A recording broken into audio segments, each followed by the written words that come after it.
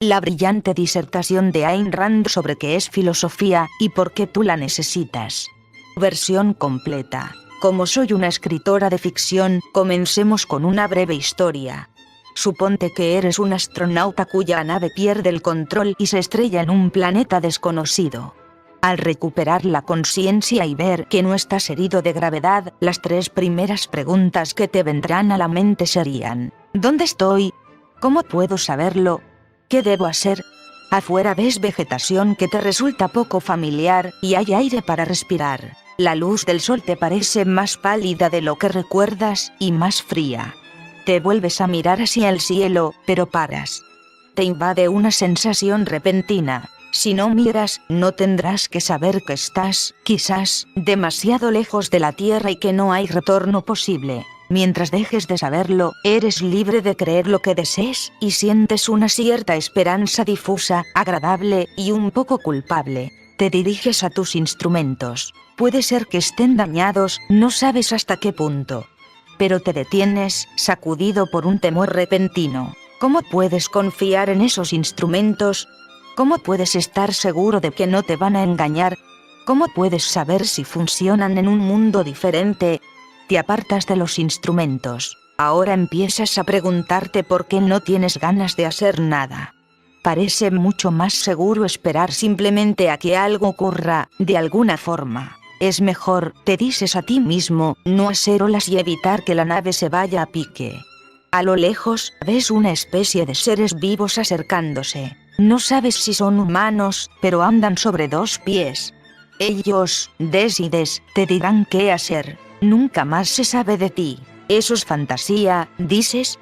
Tú no actuarías así y ningún otro astronauta jamás lo haría. Tal vez no. Pero esa es la forma en que la mayoría de los hombres viven sus vidas, aquí, en la Tierra. La mayoría de los hombres pasa sus días procurando evadir 3 preguntas, cuyas respuestas son la base de cada pensamiento, sentimiento y acción del hombre, sea consciente de ello o no. ¿Dónde estoy? ¿Cómo lo sé? ¿Qué debo hacer? Desde que tienen edad suficiente para entender estas preguntas, los hombres creen que saben las respuestas. ¿Dónde estoy? Digamos, en Nueva York. ¿Cómo lo sé? Es obvio. ¿Qué debo hacer? En este punto no están tan seguros, pero la respuesta habitual es: lo que haga todo el mundo. El único problema parece ser que no son muy activos, no tienen mucha confianza en sí mismos, no son muy felices y sienten a veces un miedo infundado y una culpa indefinible que no pueden ni explicar ni erradicar. Nunca han descubierto el hecho de que el problema proviene de las 3 preguntas sin respuesta y que solo hay una ciencia que las puede responder: la filosofía. La filosofía estudia la naturaleza fundamental de la existencia, del hombre y de la relación del hombre a la existencia. Contrariamente a las ciencias especiales, que tratan solo de aspectos particulares, la filosofía trata de aquellos aspectos del universo que tienen que ver con todo lo que existe. En la esfera de la cognición, las ciencias particulares son los árboles, pero la filosofía es el suelo sobre el que crece el bosque. La filosofía no te dirá, por ejemplo, si estás en Nueva York o en Zanzíbar, aunque te daría los medios para averiguarlo. Pero esto es lo que sí te dirá: estás en un universo gobernado por leyes naturales y, por lo tanto, estable, firme, absoluto y conocible. O estás en un caos incomprensible, un reino de milagros inexplicables, un flujo impredecible e imprevisible, que tu mente es impotente para captar. ¿Las cosas que ves a tu alrededor son reales o son solo una ilusión? ¿Existen independientemente de cualquier observador o son creadas por el observador? ¿Son el objeto o el sujeto de la conciencia del hombre? ¿Son lo que son o pueden ser modificadas por un mero acto de tu conciencia, tal como un deseo? La naturaleza de tus acciones y de tu ambición será diferente según el conjunto de respuestas que aceptes. Estas respuestas pertenecen al ámbito de la metafísica, el estudio de la existencia como tal o, en palabras de Aristóteles, del ser cual ser, la rama básica de la filosofía. Sean cuales sean las conclusiones a que llegues, te verás obligado a responder a otra pregunta corolaria. ¿Cómo lo sé? Dado que el hombre no es omnisciente ni infalible, tienes que descubrir qué puedes considerar conocimiento y cómo puedes demostrar la validez de tus conclusiones.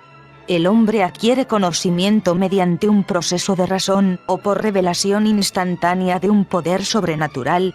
Es la razón una facultad que identifica e integra el material provisto por los sentidos del hombre, o se alimenta de ideas innatas, implantadas en la mente del hombre antes de nacer.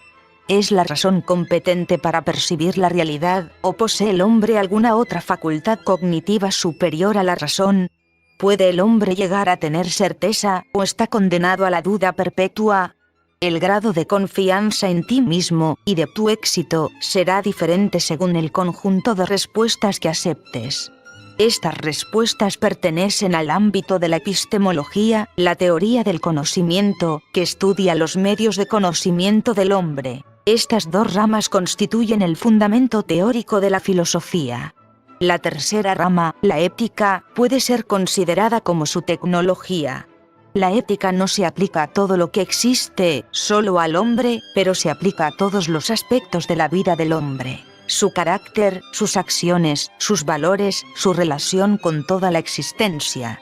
La ética, o moralidad, define un código de valores para guiar las decisiones y las acciones del hombre, las decisiones y acciones que determinan el curso de su vida. Así como el astronauta de mi historia no supo qué hacer porque se negó a saber dónde estaba y cómo descubrirlo, tú tampoco puedes saber lo que debes hacer hasta que conozcas la naturaleza del universo con el que estás tratando, la naturaleza de tus medios de conocimiento, y tu propia naturaleza.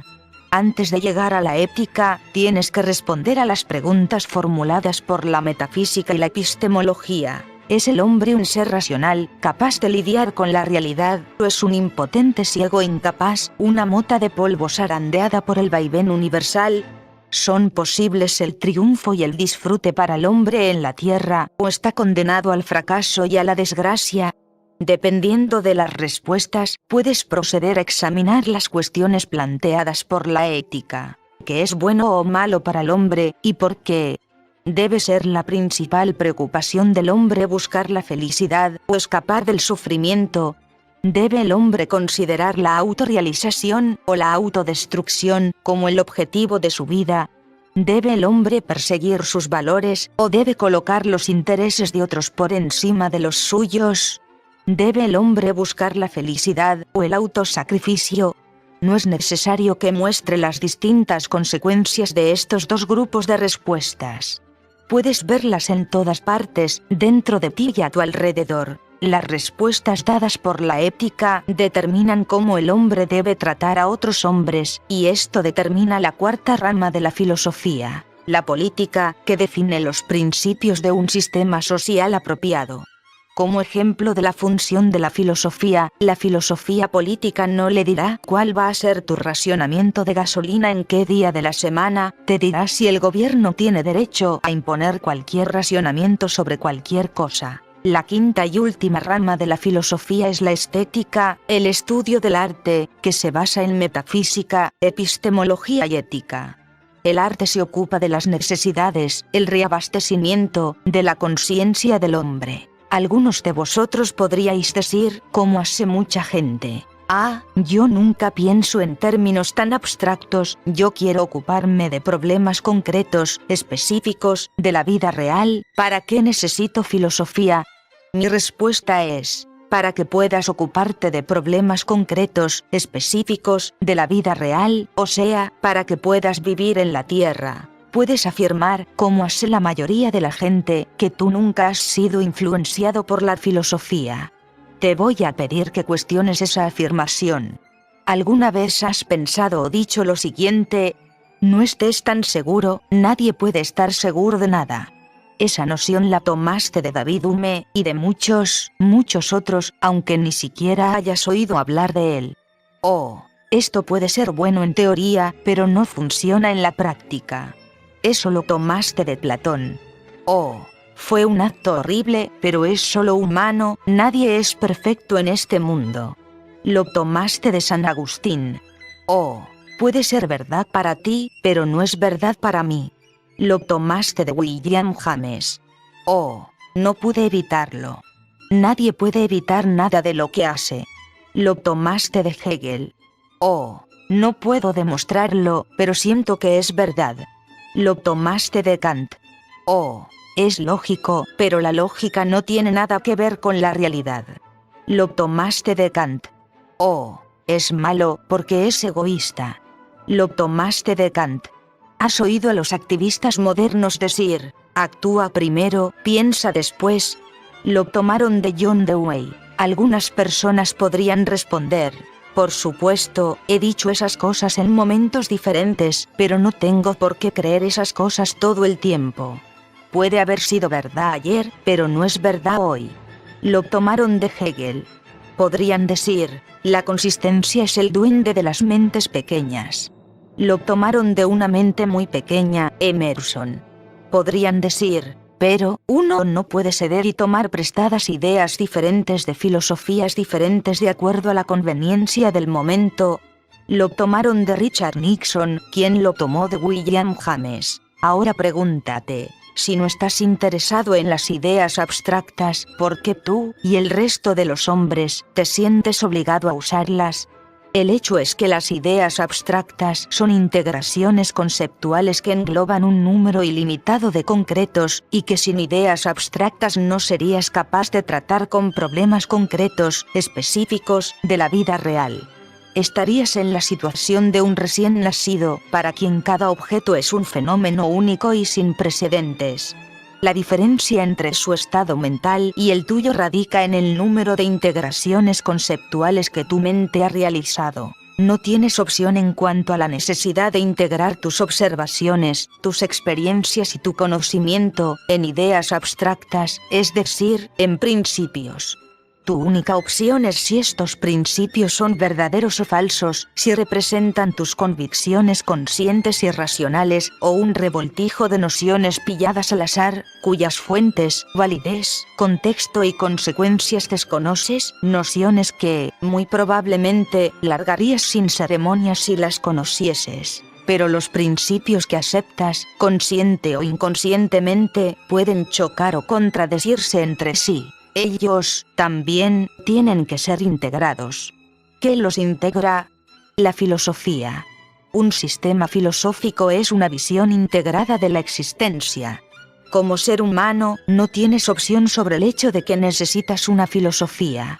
Tu única opción es si defines tu filosofía a través de un proceso consciente, racional y disciplinado de pensamiento y una deliberación escrupulosamente lógica, o dejas que tu subconsciente acumule un montón de conclusiones injustificadas, generalizaciones falsas, contradicciones indefinidas, proverbios sin digerir, deseos sin identificar, dudas y temores, mezclados por casualidad, pero integrados por tu subconsciente en una especie de filosofía incongruente y fundidos en una única y sólida tara. La duda en ti mismo, como bola y cadena en el lugar donde las alas de tu mente deberían haber crecido. Podrías decir, como hace mucha gente, que no es siempre fácil actuar bajo principios abstractos.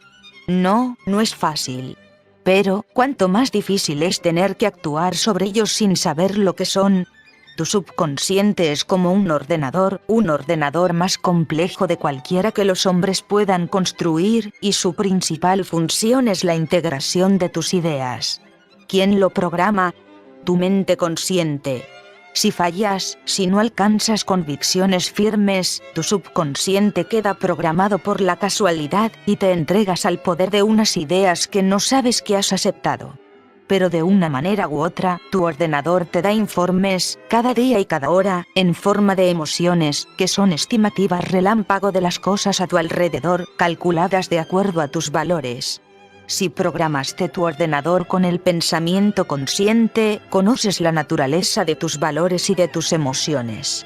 Si no lo hiciste, no la conoces. Muchas personas, sobre todo hoy en día, afirman que el hombre no puede vivir solo por la lógica, que hay que considerar el elemento emocional de su naturaleza, y que ellos se dejan guiar por sus emociones. Bueno, lo mismo hizo el astronauta de mi historia.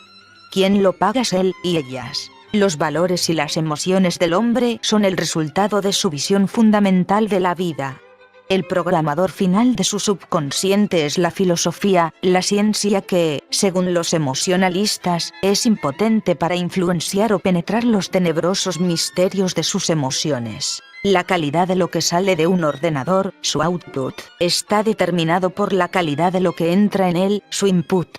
Si tu subconsciente está programado por el azar, lo que él produzca tendrá las mismas características. Probablemente has oído el elocuente término que usan los analistas de informática. Gigo garbage in, garbage out, o sea, entra basura, sale basura. La misma fórmula se aplica a la relación entre el pensamiento de un hombre y sus emociones. Un hombre que se deja llevar por sus emociones es como un hombre que se deja guiar por un ordenador cuyos informes no puede leer.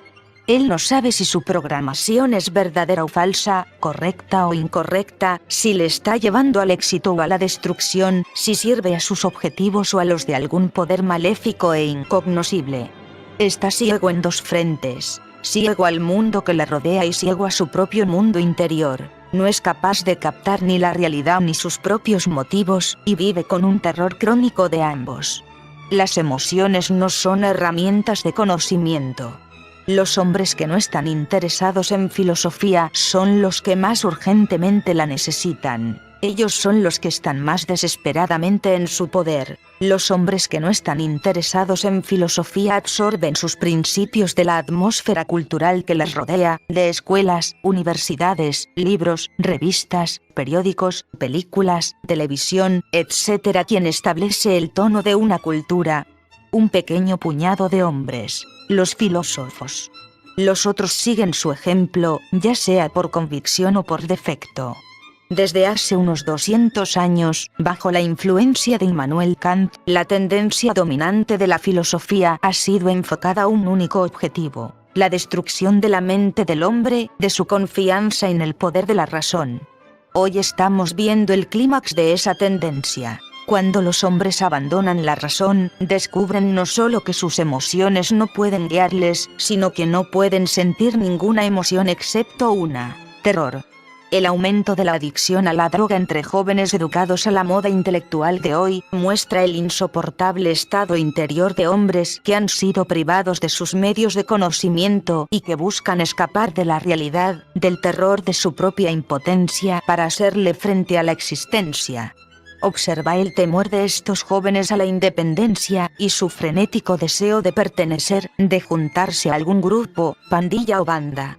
La mayoría de ellos nunca ha oído hablar de filosofía, pero sienten que necesitan respuestas fundamentales a preguntas que no se atreven a formular y esperan que la tribu les diga cómo vivir. Ellos están listos para ser conquistados por cualquier hechicero, gurú o dictador. Una de las cosas más peligrosas que un hombre puede hacer es cederle su autonomía moral a los demás. Como el astronauta de mi historia, él no sabe si son humanos, aunque anden sobre dos pies. Ahora puedes preguntar, si la filosofía puede ser tan malvada, ¿por qué tiene uno que estudiarla? En particular, ¿por qué tendría uno que estudiar teorías filosóficas que son descaradamente falsas, no tienen ningún sentido, y no guardan ninguna relación con la vida real?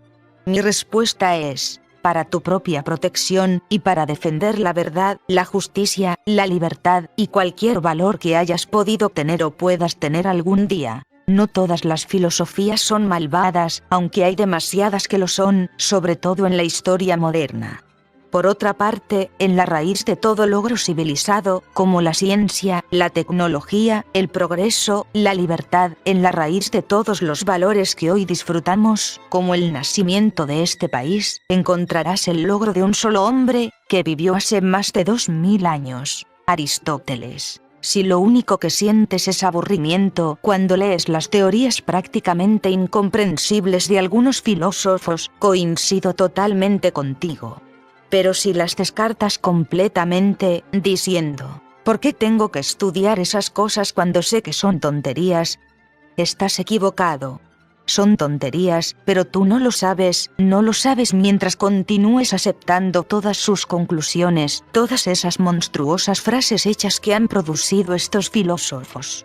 Y no puedes dejar de hacerlo mientras seas incapaz de refutarlas. Esas tonterías tratan de los asuntos más cruciales, cuestiones de vida o muerte de la existencia del hombre.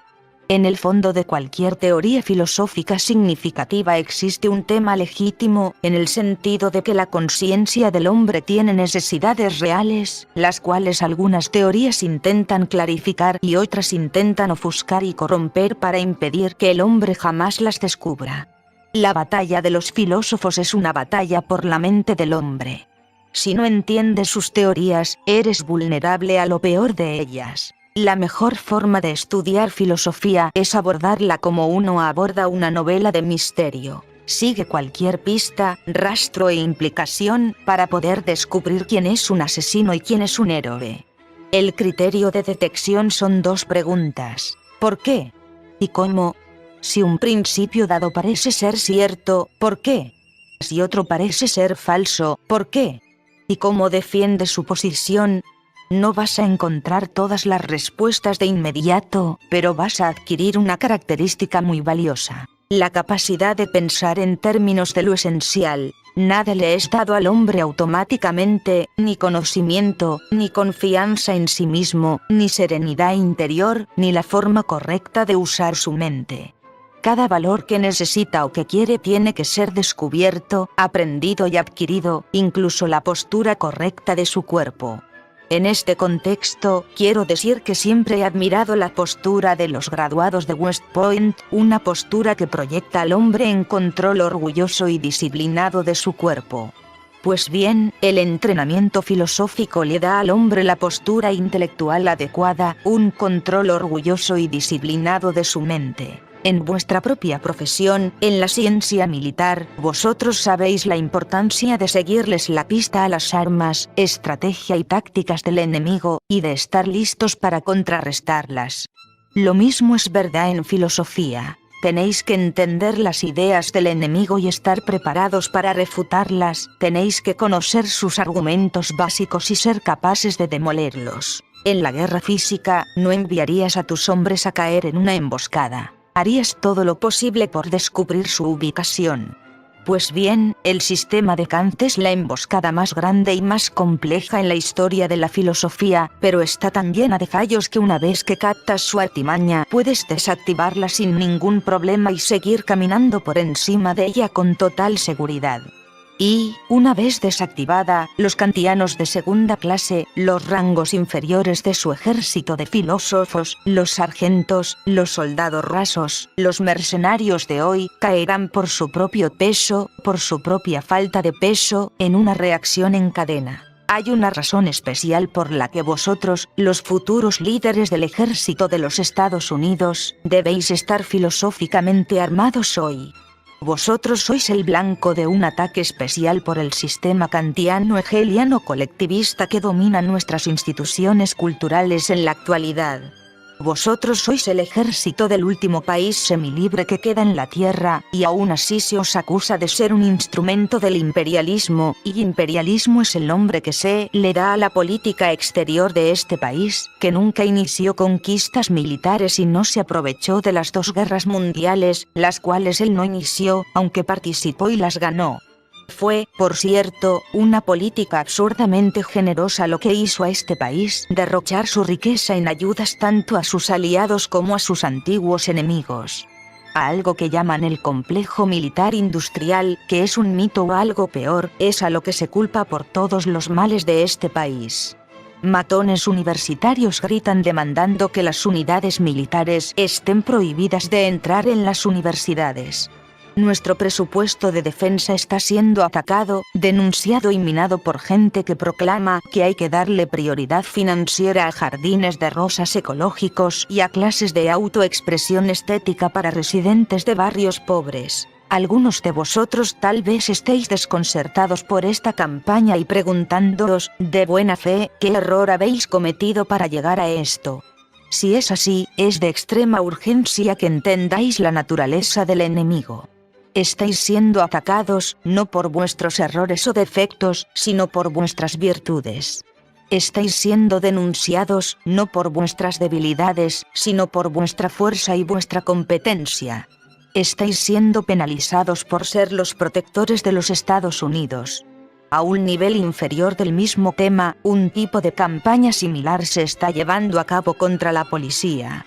Los que tratan de destruir este país están tratando de desarmarlo, intelectual y físicamente. Pero no es una mera cuestión política. La política no es la causa, sino la consecuencia última de las ideas filosóficas. No se trata de una conspiración comunista, aunque algunos comunistas pueden estar participando como gusanos aprovechándose de un desastre que no tuvieron el poder de causar. La motivación de los destructores no es el amor al comunismo, sino el odio a los Estados Unidos. ¿Por qué odio? Porque Estados Unidos es la refutación viviente del universo kantiano. La empalagosa preocupación actual por el débil, el deficiente, el que sufre, el culpable, es un tapujo para enmascarar el odio profundamente kantiano por el inocente, el fuerte, el capaz, el triunfador, el virtuoso, el seguro de sí mismo, el feliz. Una filosofía empeñada en destruir la mente del hombre es necesariamente una filosofía de odio por el hombre, por la vida del hombre y por todo valor humano. El odio de lo bueno por ser bueno es el sello distintivo del siglo XX. Ese es el enemigo que estás enfrentando. Una batalla de este tipo requiere armas especiales. Tiene que ser combatida con total entendimiento de tu causa, una total confianza en ti mismo y la más plena certeza de la rectitud moral de ambas. Solo la filosofía puede proporcionarte esas armas. La tarea que me propuse para hoy no fue convenceros de mi filosofía, sino de filosofía como tal. Sin embargo, he estado hablando implícitamente de mi filosofía en cada frase, ya que ninguno de nosotros y nada de lo que digamos puede escapar de premisas filosóficas. ¿Cuál es mi interés egoísta en el asunto? Estoy lo suficientemente segura para pensar que si aceptáis la importancia de la filosofía y la tarea de examinarla críticamente, será mi filosofía la que aceptaréis. Formalmente, la llamo objetivismo, pero informalmente la llamo una filosofía para vivir en la Tierra. Encontraréis una presentación explícita de ella en mis libros, sobre todo en La rebelión de Atlas. Para concluir, permitidme que hable en términos personales. El evento de esta noche significa mucho para mí. Me siento profundamente honrada por la oportunidad de dirigirme a vosotros. Puedo decir, no como un bromuro patriótico, sino con pleno conocimiento de las raíces metafísicas, epistemológicas, éticas, políticas y estéticas necesarias, que los Estados Unidos de América es el más grandioso, el más noble y, en sus principios fundadores originales, el único país moral en la historia del mundo. Hay una especie de aura de tranquilidad asociada en mi mente con el nombre de West Point, porque habéis conservado el espíritu de los principios fundadores originales y sois su símbolo.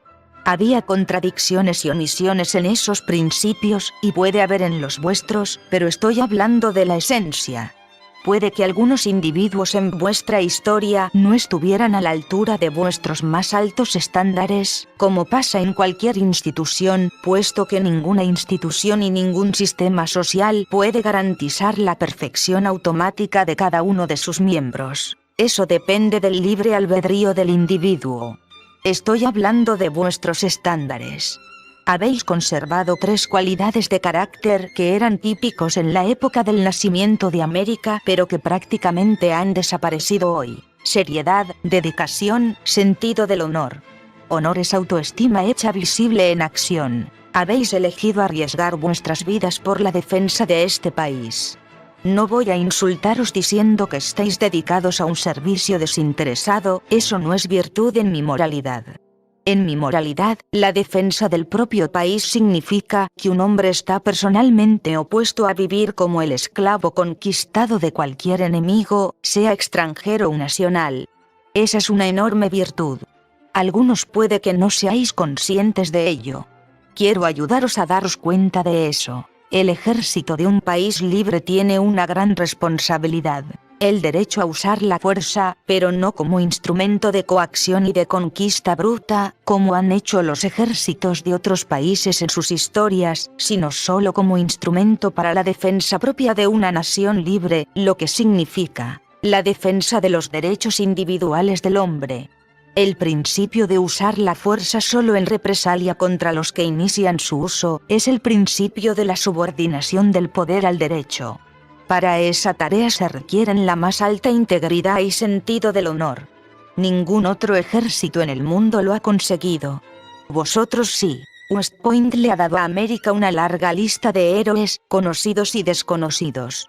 Vosotros, los graduados de este año, tenéis una gloriosa tradición que mantener, la cual admiro profundamente, no por ser una tradición, sino por ser gloriosa. Como llegué de un país culpable de la peor tiranía en la tierra, me siento especialmente capacitada para apreciar el significado, la grandeza y el valor supremo de lo que estáis defendiendo. Así, en mi propio nombre y en el nombre de los muchos que piensan como yo, os quiero decir, a todos los hombres de West Point, pasados, presentes y futuros, gracias.